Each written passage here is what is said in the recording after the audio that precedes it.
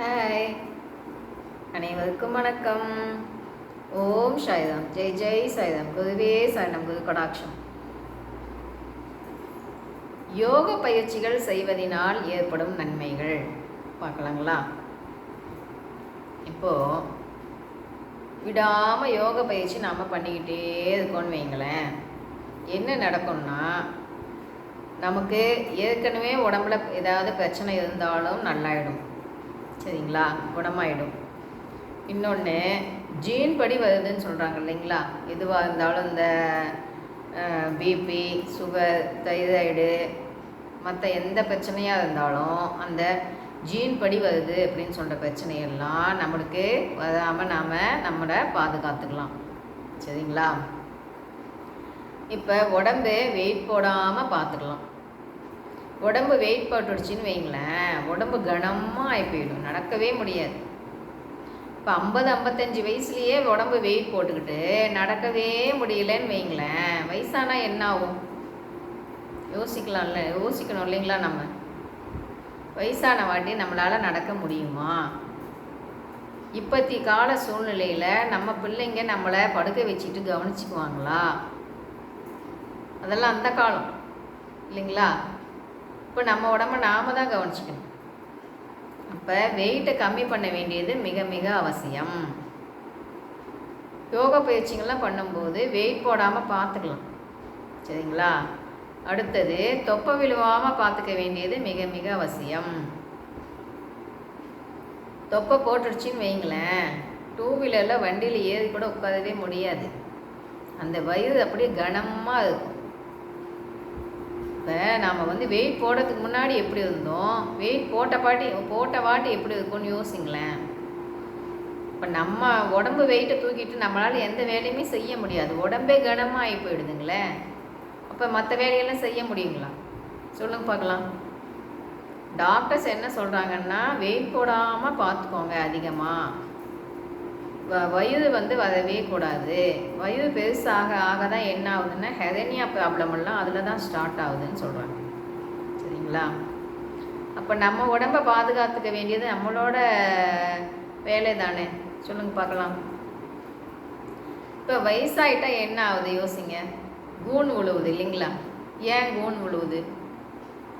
உடம்புக்கு எந்த பயிற்சியுமே செய்யாமல் இருக்கும்போது அந்த உடம்புல வயசாக கூன் விழுவுது இல்லைங்களா? முன்னாடியே கூன் விழுந்துடுது இல்லைங்களா? உடம்பு வளையுது இல்லைங்களா?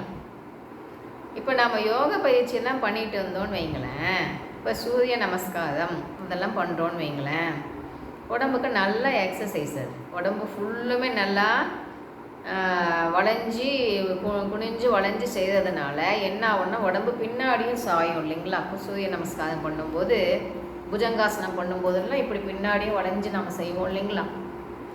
அப்படி பண்ணும்போது என்ன ஆகும்னா, அந்த பயிற்சிகள்லாம் ஆசனாசெல்லாம் பண்ணிக்கிட்டே இருக்கும்போது வயசானாலும் கூணு விழுவாது. சரிங்களா? இன்னொன்று, வயசாக நம்மளால் வேலை செய்ய முடிய மாட்டேங்குது. ஏன் உடம்பு ஒத்துழைக்க மாட்டேங்குது அப்படின்னா, உடம்பை நாம் மெயின்டைன் பண்ணணும், சாப்பாடை கட்டுப்பாட்டில் வைக்கணும். அதாவது வயிறு நிறையா சாப்பிடக்கூடாது, கம்மியாக சாப்பிடணும். அதை எனர்ஜி ஃபுட்டாக எடுத்துக்கணும் இல்லைங்களா? அப்போ தான் நம்மளுக்கு எனர்ஜி தான் முக்கியம். நம்ம நிறையா சாப்பிட்றோமா இல்லையா, சத்தானதாக சாப்பிட்றோமாங்கிறது தான் முக்கியம். தானியங்களாக எடுத்துக்கணும், கீரை வகைகள் எடுத்துக்கணும், காய்கள்லாம் எடுத்துக்கணும், நட்ஸ் வகைகள்லாம் எடுத்துக்கணும். இப்படியெல்லாம் இதையெல்லாம் எடுத்துக்கிட்டு சாப்பாடை கம்மி பண்ணணும். சாப்பாடு அதிகமாக சாப்பிடும்போது தான் வெயிட் போடுது இல்லைங்களா? இப்போ சாப்பாடை கம்மி பண்ணணும். இப்போ பயிற்சிகள்லாம் விடாமல் பண்ணிக்கிட்டே இருக்கும்போது வயசான தோற்றம் வருமா அப்படின்னு கேட்டால், வயசே ஆயிட்டாலும் வயசான தோற்றம் இருக்காது. சரிங்களா? எத்தனை பெனிஃபிட் இருக்குது பார்த்தீங்களா? கண்டிப்பாக கூன் விழுவவே விழுவாது. விடாமல் தினமுமே பயிற்சி பண்ணணும், எக்ஸசைஸ் பண்ணணும், பயிற்சியெல்லாம் பண்ணணும். பண்ணும்போது எப்படி வயசாகிட்டா கூட நம்மளால் வேலை செய்ய முடியும்னு சொல்கிறாங்கன்னா, இப்போ வயசானது வாட்டி என்ன ஆகும்னா, அந்த சக்கராஸ் என்ன ஆகும்னா, அந்த ஆக்டிவிட்டி சக்கராஸோட அந்த ஆக்டிவ் கம்மியாயிடுது, செயல்பாடு கம்மியாயிடுது. சரிங்களா? அப்போ பயிற்சியெல்லாம் பண்ணிக்கிட்டே இருக்கும்போது என்ன ஆகும்னா அந்த சக்கராஸ் எல்லாம் வந்து நல்லா வேலை செய்யும். பழையபடியே சுருங்கி விரியும் தன்மை வந்து வயசாக கம்மியாயிடுது சக்கராஸ்க்கு. சரிங்களா? இப்போ நம்ம பயிற்சியெல்லாம் தினமுமே பண்ணிகிட்டே இருக்கும்போது என்ன ஆகும்னா பழையபடியே அது வந்து சுருங்கி விரிஞ்சு நல்லா வேலை செய்யும்போது நம்மளால் எல்லா வேலையுமே நல்லா செய்ய முடியும். முதல்ல மைண்ட் செட்டை விடணும். நம்மளுக்கு வயசாயிடுச்சு, நம்மளால் வேலை செய்ய முடியாது அப்படின்னு மைண்ட் செட் பண்ணுறதை விடணும். நம்ம என்ன நினைக்கிறோமோ அதுதானே நடக்கும். முதல்ல வெயிட்டை கம்மி பண்ணணும். வெயிட் எவ்வளோ இருக்கும், நம்ம ஹைட்டுக்கு தக்க வெயிட் இருக்கமா நாம் அப்படின்னு செக் பண்ணிக்கணும். வெயிட்டை நம்ம நார்மலாக வச்சுட்டு வந்தோன்னு வைங்களேன், நம்மளால் சின்ன பிள்ளைங்களில் எப்படி நாம் வேலை செஞ்சோமோ அதே போலயே செய்ய முடியும், நடக்க முடியும், விளையாட முடியும், எல்லாமே செய்ய முடியுமே.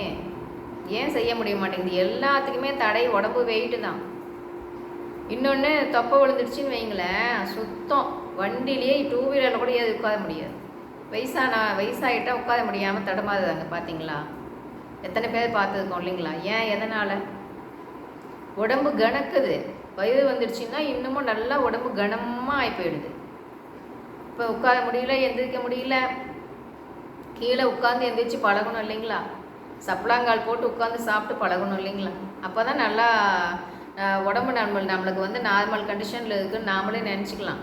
நம்மளால் கீழே உட்கார முடியுது, எந்திரிக்க முடியுது அப்படிங்கும்போது நம்மளுக்கு உடம்பு ஆரோக்கியமாக இருக்குதுன்னு நாமளே நினச்சிக்கலாம் இல்லைங்களா? இப்போ குழந்தைங்களா இருக்கும்போது ஸ்கிப்பிங் விளையாடுவோம், நொண்டி விளையாடுவோம், ஓடுவோம், எத்தனை விளையாட்டு விளையாடுவோம், ஜம்ப் பண்ணுவோம், எல்லாமே இப்போ வயசாக ஏன் செய்ய முடிய மாட்டேங்குது? அதெல்லாம் யோசிங்க. உடம்பு வெயிட் போட்டுடுது, நம்ம வெயிட்டை நம்மளாலேயே தூக்க முடியல இல்லைங்களா? இப்போ வயசான வாட்டியும் உடம்பு ஸ்லிம்மாக அதையே நம்ம மெயின்டைன் பண்ணிட்டு வரும்போது நம்ம ஸ்கிப்பிங் என்ன ஜம்பிங் கூட பண்ணலாமே, வயசாகிட்டா கூட எல்லாமே பண்ணலாமே. நம்ம உடம்பை எப்படி மெயின்டைன் பண்ணுறோமோ அதில் தான் எல்லா விஷயமே அடங்கியிருக்கு. அப்போ என்ன பண்ணலாம்? உடம்பை மெயின்டைன் பண்ண வேண்டியது மிக மிக அவசியம். எல்லா நோவுக்குமே எது காரணம்னா உடம்பு வெயிட் போட்டுடுச்சின்னு வைங்களேன். இப்போ உடம்பு எப்படி வெயிட் போடுது? ஆயில் பண்டங்கள் வெளியே என்னென்ன விற்கிதோ அதெல்லாம் ஆயில் ஐட்டம்லாம் வாங்கி வாங்கி வாங்கி வாங்கி சாப்பிடும்போது மட்டும்தான் வெயிட் போடுது இல்லைங்களா? அப்போ அந்த வெளியே வாங்கி வாங்கி சாப்பிட்டுக்கிட்டே இருக்கிறதுனால என்ன ஆகுதுன்னா அந்த ஆயில் பண்டமாக உள்ளுக்குள்ளே போகும்போது வெயிட் அதிகமாகும்போது அதில் தான் இப்போ ஒவ்வொருத்துக்கும் கேட்டால் என்ன ப்ராப்ளம்னு கேட்டால் மயக்கமே வந்துடும் போலிங்க. பிபி இருக்குன்றாங்க, சுகர் இருக்குன்றாங்க, தைராய்டு இருக்குன்றாங்க, கொலஸ்ட்ரால் இருக்குன்றாங்க. இது லைனாக இப்படியே அடுக்கிக்கிட்டே போனாங்கன்னு வைங்களேன், அந்த உடம்பு என்னத்துக்கு ஆகும் சொல்லுங்கள்? இது எல்லாத்துக்குமே காரணம் நாமளே தானே. இப்போ ஏதாச்சும் சொல்கிறாங்கன்னா அதை கேட்டுக்கணும், அதை நம்ம யூஸ் பண்ணிக்கணும். யூஸ் பண்ணிக்கும் போது மட்டும்தான் நாம் ஆரோக்கியமாக வாழ முடியும் இல்லைங்களா? யோகா பயிற்சிகள் விடாமல் பண்ணிக்கிட்டே இருக்கும்போது நாம் ஆரோக்கியமாக வாழலாம். உடம்பையும் ஆரோக்கியமாக வச்சுக்கலாம், மனசையும் அமைதியாக வச்சுக்கலாம். நம்மளோட பணிகளை நாம் நல்லா சிறப்பாக செய்ய முடியும். சரிங்களா? இப்போ யோகா பயிற்சின்றது எத்தனை யூஸ்ஃபுல்லாக இருக்குதுன்னு யோசிங்களேன். இப்போ ஜீன் படி அம்மாக்கெல்லாம் வந்துச்சு, அப்பாக்கெல்லாம் வந்துச்சு எப்படின்னா கூட அது நமக்கு வருமானா பயிற்சிகள் பண்ணும்போது கண்டிப்பாக வராது. இன்னொன்று உடம்புல ஏற்கனவே ஏதாவது பிரச்சனை இருந்தாலும் நல்லாயிடும். சரிங்களா? அப்போ நம்ம என்ன பண்ணணும்? முதல்ல சொல்கிறத நம்பணும். நம்பிட்டு நம்பிக்கையாக விடாமல் முயற்சி பண்ணி நாம் செஞ்சுக்கிட்டே இருக்கணும். செஞ்சுக்கிட்டே இருக்கும்போது தானே அதனோட பயனை அடைய முடியும். உடனே அடைய முடியுங்களா? இப்போ குழந்தையா இருக்கும்போது எந்திரிச்சு நிற்க ட்ரை பண்ணுறோன்னா உடனே நின்றுடுவோம், உடனே குடுகுடுன்னு ஓடிடுவோங்களா? இல்லை, கொஞ்சம் கொஞ்சமாக தானே அடுத்தடுத்து நடக்கும். அதை போல் நாம் இதை பண்ணும்போது விடாமல் நாம் முயற்சி பண்ணிக்கிட்டே இருக்கும்போது மட்டும்தான் ஒவ்வொன்றா அதை நாம் உணர முடியும். சரிங்களா? இந்த பிரபஞ்ச ரகசியம்லாம் எப்போ நாம் தெரிஞ்சுக்க முடியும்? உள்ளுக்குள்ள நம்ம ஆராய்ச்சி பண்ணும்போது மட்டுமே நாம் பிரபஞ்ச ரகசியத்தை தெரிந்து கொள்ள முடியும். அண்டத்தில் உள்ளது பிண்டத்தில் உள்ளது. சரிங்களா? ஆன்மா உயிர் எங்கே உள்ளது? நம்ம உடம்புல அந்த உயிர் எங்கே உள்ளது? ஆன்மா எங்கே இருக்குன்னா இந்த இடத்துல இருக்குது. இந்த இடத்துக்கு உள்ற இந்த இடத்துக்கும் இந்த இடத்துக்கும் சென்டரில் இங்கே வந்து உள்ற இருக்குது. சரிங்களா? இந்த ஆக்ஞாக்குள்ளே வந்து உயிர் என்ற அந்த ஆன்மா வந்து உள்ளதாக இருக்குது, ஜோதியாக இருக்குது. சரிங்களா? அப்போது எதுக்காக நாம் தியானம் பண்ணும்போது இந்த இடத்த கவனிக்கணும் ஆக்ஞாவை கவனிங்கன்னு சொல்கிறோன்னா அது ரொம்ப மெயின். பகவானோடு நாம் கனெக்ட் ஆகின்ற இடம் எதுன்னு கேட்டால் இந்த இடம்தான். சரிங்களா? அதனால தான் கவனத்தை இங்கே வைங்கன்னு சொன்னது. அதனால தான் கவனத்தை முழுக்க நாம் அந்த இடத்துல வைக்கும்போது மட்டுமே நாம் பகவானோடு கனெக்டில் இருந்து கொண்டே இருக்க முடியும். நாம் நினைக்கின்ற கேள்விகளுக்கு, நமக்கு எழுக்கின்ற கேள்விகளுக்கு எப்போ நம்மளுக்கு வந்து ஆன்சர் கிடைக்கும்னா பகவான் கூட கனெக்டில் இருக்கும்போது மட்டுமே நம்மளுக்கு உடனே நம்மளுக்கு பதில் கிடைக்கும். சரிங்களா? அப்போது நம்ம உடம்பை நாம் ஆரோக்கியமாக வச்சுக்கணுன்னா என்ன பண்ணணும்? உடம்பை மெயின்டைன் பண்ண வேண்டியது மிக மிக அவசியம். சரிங்களா? இப்போ என்ன பண்ணுவோம்? பகவான் சொல்கிறத ஃபாலோ பண்ணுவோம். விடாமல் முயற்சி பண்ணிக்கிட்டே இருப்போம். விடாமுயற்சி வெற்றி கொடுக்கும். வெற்றி நிச்சயம். பாய். கேட்டதுக்கு நன்றி.